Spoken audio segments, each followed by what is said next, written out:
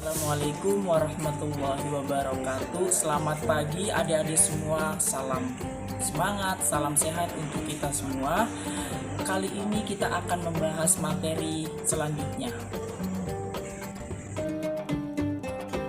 Untuk tujuan pembelajaran, peserta didik diharapkan dapat menganalisis peristiwa-peristiwa penting Rasulullah periode Madinah.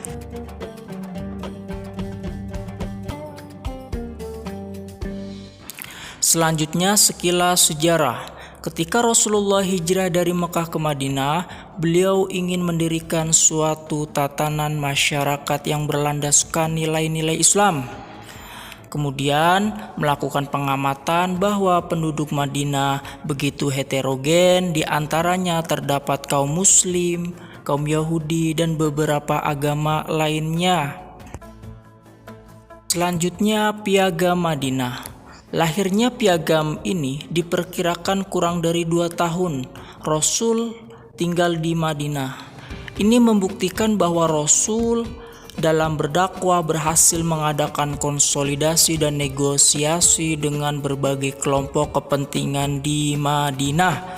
Piagam tersebut menjamin kebebasan beragama, menyerukan bekerja sama untuk perdamaian berdasarkan peraturan umum, serta menetapkan kewenangan mutlak kepada Rasulullah untuk menyelesaikan dan menegakkan perselisihan di antara mereka.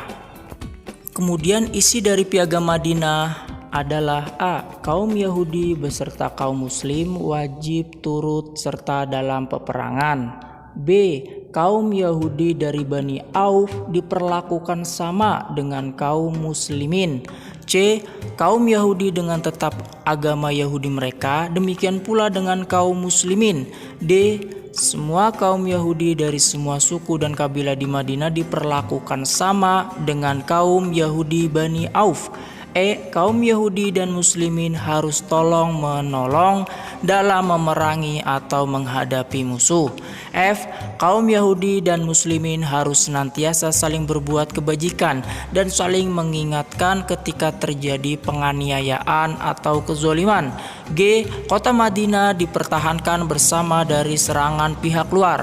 H. Semua penduduk Madinah dijamin keselamatannya kecuali bagi yang berbuat jahat, dan Muhammad Rasulullah adalah pemimpin umum untuk seluruh penduduk Madinah. Hikmahnya, Piagam Madinah menjadikan wasilah jalan untuk menyatukan seluruh komponen masyarakat yang ada di Madinah. Kemudian menunjukkan Islam bahwa sebagai agama yang ajarannya tidak hanya berhubungan antara manusia dengan Allah, tetapi juga antara manusia dengan manusia lainnya. Dan terlihat sifat fatonah dan keadilan yang dimiliki Rasulullah dalam membangun sebuah tatanan masyarakat yang beraneka ragam dan tetap mengedepankan kebersamaan, terwujudnya masyarakat yang aman dan tentram. Selanjutnya peristiwa-peristiwa penting dalam dakwah Rasulullah di Madinah, yaitu peristiwa Badar. Peristiwa Badar adalah perang pertama kali dalam sejarah Islam, terjadi pada tahun 2 Hijriah di Lembah Badar. Ketika itu pasukan kaum muslimin berjumlah 313 orang, membawa panji bendera Mus'ab bin Umair. Kemudian sedangkan pasukan kafir 1000 orang dipimpin oleh Abu Sufyan. 14 syahid dari kaum muslimin, 70 orang tewas dari kaum kafir, dan 70 orang lainnya ditawan. Yang perlu kita ketahui bahwa Utsman bin Affan tidak ikut berperang karena mendampingi istrinya yang sedang sakit, Ruqayyah, dan akhirnya meninggal. Setelah perang Badar, Utsman dinikahkan dengan putri Rasulullah, yaitu Ummu Kulsum. Dasar inilah Utsman memperoleh gelar Dzun Nurain yang memiliki 2 cahaya. Setelah perang Badar, kaum muslimin kembali ke Madinah dengan gembira atas kemenangan dari Allah Subhanahu wa Ta'ala. Hikmahnya menandakan janji dan pertolongan Allah itu nyata dan dekat. Senantiasa membaguskan niat yang baik akan disambut oleh kebaikan pula. Perjuangan dalam memperoleh ridho Allah membutuhkan keyakinan, keteguhan, keinginan yang kuat, dan menjalani kehidupan harus selalu optimis dan senantiasa menggantungkan harapan kepada Allah Subhanahu wa Ta'ala. Sebab segala sesuatu tidak ada yang tak mungkin ketika Allah sudah menjadikan sesuatu maka terjadilah. Selanjutnya ada peristiwa Uhud, dikarenakan kekalahan kaum kafir dalam perang Badar. Kaum muslimin berjumlah 1.000 orang, sedangkan kaum kafir Quraisy berjumlah 3.000 orang yang dipimpin oleh Abu Sufyan. Perang Uhud ini telah menorehkan kesedihan dalam hati Rasulullah karena paman beliau, Hamzah bin Abdul Muthalib, wafat di tangan Wahsy bin Harb yang merupakan suruhan dari Hindun, istri Abu Sufyan. Kemudian ketika kaum muslimin sudah mendapat kemenangan, tiba-tiba pasukan muslimin lalai terhadap pesan Rasulullah, dan yang berada di Bukit Uhud tergiur harta rampasan perang ghanimah, sehingga pasukan pemanah itu menuruni bukit dan akhirnya berhasil diserang kembali oleh kaum kafir Quraisy. Akibatnya kaum muslimin mengalami kekalahan. Hikmahnya, ketaatan kepada pemimpin yang soleh adalah wajib agar terwujudnya tujuan bersama. Kemenangan dan kekalahan adalah sebuah sunatullah yang dipergilirkan supaya dijadikan pelajaran. Allah menunjukkan perbedaan antara orang mukmin dan kafir, yakni memuliakan sebagian kaum muslimin dengan mati syahid yang mengantarkan mereka kepada derajat yang tinggi di sisi Allah. Cinta dunia, mengejar kemewahan dan kemegahan yang ada di dalamnya adalah tujuan semu, dan kemuliaan sifat Rasulullah yang tetap memaafkan kekhilafan umatnya walaupun tragedi tersebut menjadikan sebab pamannya meninggal. Selanjutnya ada peristiwa Ahzab Khandaq. Peristiwa ini terjadi pada bulan Syawal tahun ke-5 Hijriah di sekitar kota Madinah bagian utara. Dipelopori oleh Bani Nadir dan kaum kafir Quraisy.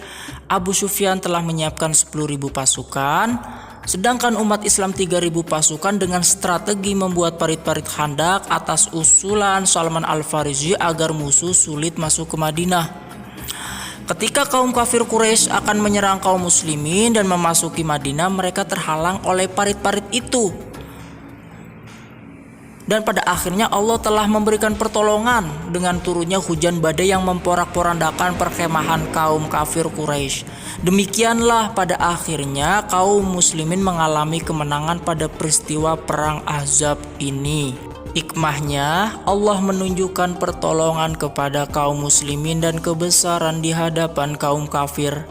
Gagasan-gagasan yang inovatif muncul dari kalangan muda sehingga dapat memberikan pelajaran bagi kaum milenial sekarang bahwa pemuda harus mampu memberikan sumbangsih terhadap agama dan negara. Rasulullah menunjukkan persamaan kedudukan antara pemimpin dan rakyat dalam menjalankan tugas bersama, dan nampak bentuk kasih sayang Rasulullah kepada umatnya. Selanjutnya ada perjanjian Hudaybiyah. Isi dari perjanjian ini adalah umat Islam tidak boleh menjalankan ibadah umroh tahun ini. Tahun depan baru diperbolehkan dan tidak boleh berada di Mekah lebih dari 3 hari. Keduanya tidak saling menyerang selama 10 tahun. Orang Islam yang lari ke Mekah murtad diperbolehkan, sedangkan orang kafir Mekah yang lari ke Madinah masuk Islam harus ditolak. Suku Arab yang lain bebas memilih bergabung dengan Rasulullah ke Madinah atau mengikuti kaum Quraisy ke Mekah. Dan kaum muslimin tidak jadi melaksanakan ibadah umroh tahun ini, tetapi ditangguhkan sampai tahun depan. Yang perlu kita ketahui, nampaknya isi perjanjian ini merugikan kaum muslimin, tetapi hikmahnya sangat besar. Masa 10 tahun dapat dimanfaatkan untuk berdakwah dengan bebas tanpa khawatir ada gangguan dari kaum kafir Quraisy. Cukup sekian untuk pertemuan hari ini. Kurang lebihnya mohon maaf. Semoga pertemuan hari ini bermanfaat, berkah. Tetap semangat untuk semua. Billahi taufiq wal hidayah. Wassalamualaikum warahmatullahi wabarakatuh.